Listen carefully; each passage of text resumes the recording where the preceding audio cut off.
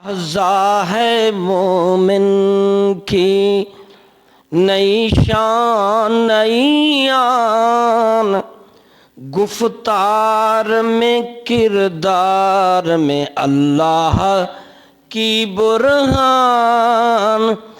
گفتار میں کردار میں اللہ کی برہان، ستاری و غفار قہاری و جبروت، یہ چار عناصر ہوں تو بنتا ہے مسلمان، یہ چار عناصر ہوں تو بنتا ہے مسلمان، ستاریو غفاریو قہاریو جبروت، یہ چار عناصر ہوں تو بنتا ہے مسلمان، یہ چار عناصر ہوں تو بنتا ہے مسلمان۔ داراؤ سکندر سے، داراؤ سکندر سے وہ مرد فقیرولا، داراؤ سکندر سے وہ مرد فقیرولا، فقیری میں جنہیں اسد اللہ ہو۔ یہ دارا و سکندر بہت بڑے بادشاہ گزرے ہیں جس کا نام دارا اور سکندر، پوری دنیا کی بادشاہی، سکندر اعظم جس کو کہتے ہیں پوری دنیا کی حکمرانی کر گئے۔ اسی طرح دارا بھی ایک بادشاہ گزرا جس کا کنٹرول زمین پر تھا، لیکن اتنے بڑے طاقتور بھی حکمران ہوں تو اللہ والے کے مقابلے میں کوئی مانے اہمیت، کیونکہ اللہ والے جو ہیں وہ بڑے قابل اور کامیاب لوگ ہیں۔ آپ دیکھتے ہیں کہ جتنی تبلیغ اور اسلام پھیلا ہے زیادہ اللہ والوں نے پھیلایا ہے، اللہ کے ولیوں نے، کیونکہ تذکرہ غوث پاک کا ہو رہا ہے۔ اللہ کے بندے اللہ کی بندگی سے بنتے ہیں، اللہ کے بندے اللہ کی بندگی سے بنتے ہیں۔ ویسے تو سارے ہم کہہ دیتے ہیں یار میں بھی اللہ دا بندہ ہوں، وہ بھی اللہ دا بندہ ہے۔ یہ لفظ کہتے ہوئے ذرا غور کریں، جب میں کہوں نا کہ میں اللہ کا بندہ ہوں تو مجھے سوچ آ جانی چاہیے کیا میں اللہ کی بندگی میں ہوں تو میں کہنے کا حقدار ہوں، یا کہ فلاں کا بیٹا ہے کوئی واقعی اس کا بیٹا ہے یا ایسے ہی کہہ رہا ہے۔ جب میں کہتا ہوں اللہ کا بندہ تو میرا دماغ میری سوچ میں یہ بات آ جائے کیا واقعی میں اللہ کی بندگی میں ہوں تو میں اللہ کا بندہ کہوں نا خود کو، جھوٹ کیوں ماروں؟ ایک شخص کا یہ اللہ کا بندہ ہے، وہ بندگی کرتا نہیں، کیسے بندہ ہے؟ وہ تو بدماشی کر رہا ہے۔ تم اللہ کا بندہ، یہ اللہ، بھائی کیسے اللہ کا بندہ؟ تیرے اندر بندگی والے کون سے آثار ہے؟ کہاں تو اللہ کی بندگی کر رہا ہے؟ کتنا اللہ کا کہنا مان رہا ہے؟ ہاں اگر تو اللہ کے کہنے میں ہے پھر تجھے کہنے کے حق بجانب ہے کہ تو اللہ کا، ورنہ تو باغی ہے، ورنہ تو فراڈی ہے، باغی ہے، دھوکے باز ہے۔ سچ بولنا بڑا مشکل ہوتا ہے، یہ میں نے اپنی زندگی میں پریکٹیکل سیکھا ہے۔ سچ بولنے والا ہمیشہ محدود اور تنہا ہو جاتا ہے۔ حقیقت ہے اللہ کا بندہ بننا مشکل ہے، وہ بنے گا جو بندگی کرے، اور اللہ کے ولی، اللہ کے غوث، قطب ابدال اللہ کے بندے، اللہ کے بندے ہیں اور عبد ہیں، اللہ کے بندے ہیں۔ اور غوث پاک رضی اللہ نے اللہ کی بندگی سے مقام پایا۔ آپ اپنا کنسپٹ ہندوؤں والا نکال رہیں، سوچیں کہ غوث پاک کی پریکٹیکل لائف کیا تھی۔ میں آج غور کر رہا تھا کہ یہ بزرگ جتنے داتا علی حجویری، غوث پاک جس کے آپ فالور ہیں، ہم سب مانتے ہیں، ان کا پریکٹیکلی لائف ہماری زندگیوں میں کتنا ہے؟ جتنا آپ مزارات پر، عرس پر، یا ان کی عقیدت پر، یا قبرستان میں یا دربار میں جا کر آپ اظہار کر رہے ہیں، اس کا پریکٹیکلی آپ کی لائف میں کتنے آثار نظر آتے ہیں۔ یہ علامہ اقبال نے جو شعر کے دوسرے حصے میں کہا کہ گفتار میں یعنی بولنے میں، کردار میں پریکٹیکلی، گفتار میں کردار میں اللہ کا برہان تب ہوگا جب آپ کی گفتگو، آپ کا کردار پورا اللہ کی منشا کے۔ یہ ہمارے غوث پاک جن کو ہم مانتے ہیں، یہ ہمارے داتا، یہ بزرگ، ان کی گفتار بھی، ان کا کردار بھی عین اللہ کی مرضی پر تھا۔ اور آج بھی اگر ہمیں ان سے محبت ہے تو ہم نے عین اپنے کردار، اپنے گفتار کو اللہ کے تابع کرنا ہے، ان کے مطابق، ان کے موافق کرنا ہے، پھر جا کے یہ بات بنے گی۔ یہ میں ان کے اسلاف، کیونکہ حضرت غوث پاک رضی اللہ کا بڑا کردار ہے دین اسلام پھیلانے میں۔ کہا جاتا ہے کہ 2.5 لاکھ سے زیادہ مسلمان کیے، بڑی تعداد ہے، کوئی کنفرم نہیں ہے، بعض روایتوں میں 3.5 لاکھ، 4 لاکھ، 5 لاکھ، تو جتنے بھی انگنت، اب اتنے لاکھوں یا ہزاروں لوگ کوئی بادشاہ مسلمان کرتا ہے؟ یہاں مسلم ملکوں میں جو بادشاہ بنتا ہے وہ تو انگریزوں کی غلامی میں بنتا ہے، وہ بنتا ہی نہیں جو انگریزوں کا غلام نہ ہو، اور اگر ایسا بن بھی جائے گا تو اتار دیں گے۔ بڑے بڑے اوپر درجے میں جا کے جب اوپر لیول میں چلتے ہیں تو وہ ذہن اور اپنی سوچ بالکل کافروں کے متحد کر لیتے ہیں، اور انہی کے ترانے اور انہی کی گفتگو، انہی کے ماحول، انہی کا سب کچھ کرنا پڑے۔ اور یہ علامہ اقبال نے شعر کے جو دوسرے حصے میں فرمایا، رہے گا تو جہاں میں رہے گا تو جہاں میں یگانہ و یکتا، اتر گیا جو تیرے دل میں لا شریک اللہ۔ اگر تو نے اللہ کے بارے میں اپنا عقیدہ پکا کر لیا، اپنا کنسپٹ ہی کر لیا، تو پھر تو سب سے بلند و بالا صحیح اللہ کا بندہ بن جائے گا، پھر تیرے اندر بندگی والی اللہ کے بندے کہنے کی۔ اور ہمارے اسلاف وحدہ لا شریک اللہ کا درس دیتے گئے، غوث پاک ہوں، داتا لجویری ہوں، وحدہ لا شریک اللہ کا درس دیتے گئے۔ اور ہمارا حال یہ ہے کہ جیسے شاعر نے کہا، وہ میرے مزار پہ آ کر دیے جلائے گا، وہ میرے مزار پہ آ کر دیے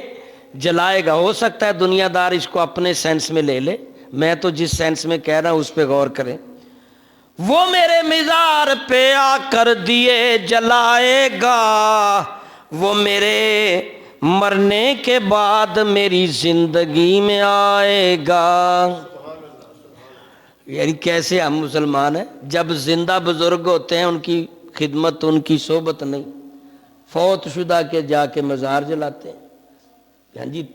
تیل ڈالتے ہیں، کپیاں بوکریں رکھتے ہیں، چوما چٹی کرتے ہیں، طواف کرتے ہیں، لیٹتے ہیں، سجدے کرتے ہیں،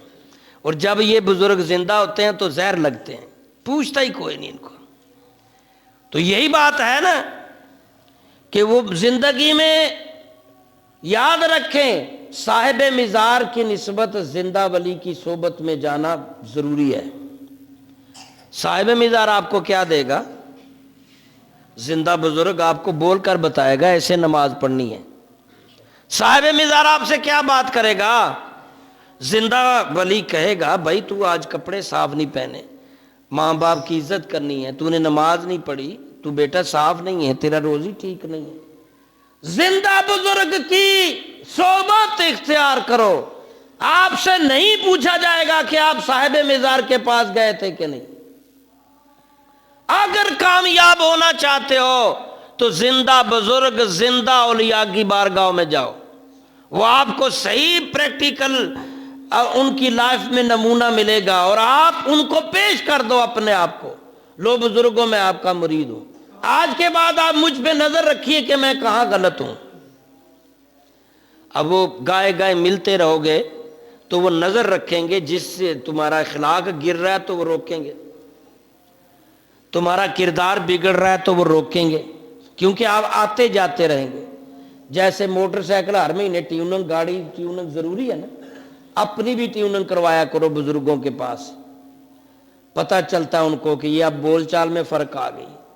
کئی دفعہ ایسے اسٹوڈنٹ آتے ہیں جن کے لہجے میں تلخی آئی ہوتی ہے، اور پہلے جب آئے تھے بڑے میٹھے بولتے تھے، تو پھر ایک ججمنٹ ہوتا ہے، روحانی قوت سے اندازہ ہوتا ہے کہ یہ جو ان کے لہجے میں آیا ہوا یہ بیماری کی وجہ سے کڑوا ہو گیا ہے یا صحبت اس کی خراب ہو گئی ہے۔ اس کی چہرہ، اس کی بیٹھک، اس کی جو گفتگو، اس کی آنکھیں بتا دیتی ہیں، صاحب نظر دیکھ لیتے ہیں،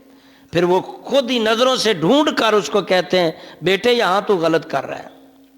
یہاں تو غلطی پہ جا رہا ہے، اس کو ٹھیک کر۔ صاحب مزار پہ جائیں نہ جائیں آپ پہ کوئی فتویٰ نہیں لگتا، لیکن زندہ بزرگوں کے پاس ضرور جائیں، ورنہ آپ محروم اور ناکام رہیں گے۔ اور صاحب مزار پر عورتوں کو بھی مت جانے دو۔ میں کہتا ہوں سچ بولنے کی ہمت نہیں، ہمارے اعلیٰ حضرت کا فتویٰ ہے جس کا ہم پیروکار ہیں کہ عورتوں کو مزاروں پر نہ جانے دو۔ آپ لوگ یوں لے جاتے ہو رکشے بھر کے گاڑیاں، ساریاں بیبیاں کڑیاں بھیڑاں بیگماں سجا بجا کے جی میں ہوتے پکنک منان چلے، پیر پارک چ گئے ہو جی میں ہوتے سیر کرن چلے، نہ لے کے جاؤ، عورتوں کو نہ جانے دو مزاروں پر، اعلیٰ حضرت کا فتویٰ ہے۔ اور آپ نے جانا ہے ہر ہفتے 15 دن بعد، تو آپ کوشش کریں وہی ٹائم کسی زندہ بزرگ کے پاس جائیں تاکہ تمہاری چابیاں کسی جائیں، تمہارے ٹیوننگ شیوننگ یہاں جائیں کبھی کبھار، لیکن جتنی پابندی ادھر کرتے ہیں، 7 جمعراتاں میں گیا، 14 جمعرات بھی لے آیا کی ہیں تم، اور پھر وہ جہازوں والی طویلیں آگے سے بتائیں گے، جی میں جہاز نہیں بتاتے، ہمارا حکمران بھی جہاز آیا ہوا ہے، ہاں جی کرنا کچھ خودکشی کر لیں گا، انج کر لیں گا، انج کر، کہنا سجا بکھانا کھبا، وہ جہاز جو ہے، تو پھر جہازوں والی طویلیں بتائیں گے۔ ایک مائی لے کے آئی اپنے بیٹے کو کہ اس کو روکو، وہ بزرگ جو ادھر پنڈی کی طرف دربار ہے نا، جو بسیں بھر کے جاتی ہیں وہاں، نہیں دوسرا شہر اس طرح کا کوئی ہے، وہاں چرس عام ہوتی ہے، بہت چرس ہوتی ہے، اور پورے پنجاب سے بسیں بھر بھر کے جاتی ہیں، لمبی لمبی بسیں، امام بری، اور 80% 90% وہاں سارے وہ ہوتے ہیں جو چرس پیتے ہیں، فیم کھاتے ہیں، نشہ کرتے ہیں، 90% ادھر وہی ہوتے ہیں، 10% بیچارہ کیا ہونا ہے انہوں، اور وہ بچے کو مائی لے کے آئے کہ اس کو سمجھاؤ ہر سال جاتا اتنی دور ہے، تو پہلے میرا بڑا بیٹا جاتا تھا تو وہ چرسی ہو گیا، اب میرا ڈر ہے کہ یہ بھی نہ ہو جائے، وہاں ڈلیاں مفت میں خیرات سمجھ کے دیتے ہیں، چرس کی ڈلی ثواب سمجھ کے۔ اور بھنگ وہ بتا رہی تھی مائی کہ ایک دفعہ میں گئی، بقول ان کے میں ابھی تک نہیں گیا، بھنگ کے بڑے بڑے ٹپ بھرے ہوئے ہیں اور اس کو خیرات سمجھ کے دے رہے ہیں، تبرک دے ہو جی، مٹی دے پیالے جو بھنگ پا کے تبرک پی رہے ہیں، کیسا یار تمہارا نیچر ہے، وہ ہندوؤں سے ابھی تک آپ نکل ہی نہیں رہے۔ غوث پاک کے ماننے والوں، غوث پاک رضی اللہ سے کسی نے پوچھا تھا نا آپ کیسے اس مقام پہ پہنچے ہیں، کہتے 25 سال دین کا علم پڑھتا رہا، 25 سال پڑھاتا اور عمل کرتا رہا، 50 سال بعد اس مقام پہ آیا ہوں، اور بڑی بڑی مسجدوں میں درس دیتے لیتے تھے، بڑے بڑے بزرگوں کی بارگاہوں سے فیض لیتے تھے، قبرستان دربار مچ کی جگہ، نشے والی جگہ، ناپاک اور پلیتوں والی جگہ پہ نہیں جاتے تھے۔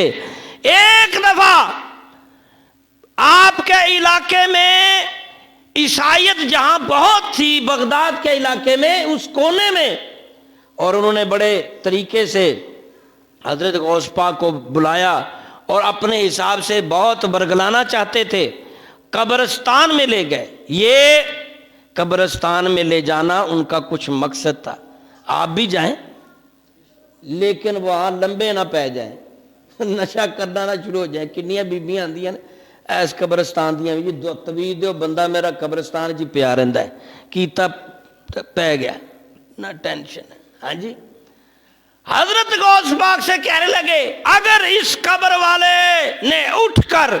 اس قبر والے کو زندہ کرو، ہمارے یعنی حضرت عیسیٰ علیہ السلام، عیسائی جن کو نبی مانتے ہم بھی مانتے ہیں، عیسیٰ علیہ السلام مردے زندہ کرتے تھے، تم اگر نبی کے امتی ہو، تمہارے نبی نے کون سا مردہ زندہ کیا؟ آپ کہنے لگے بھائی میں آیا ہوں، تم سارے عیسائی اکٹھے کرو، میرا نبی تو بہت اونچے درجے والا، میں ادنا سا اس کا امتی ہوں، بتاؤ کون سے مردے کو زندہ کرنا ہے۔ یہ دو روایتیں ملتی ہیں،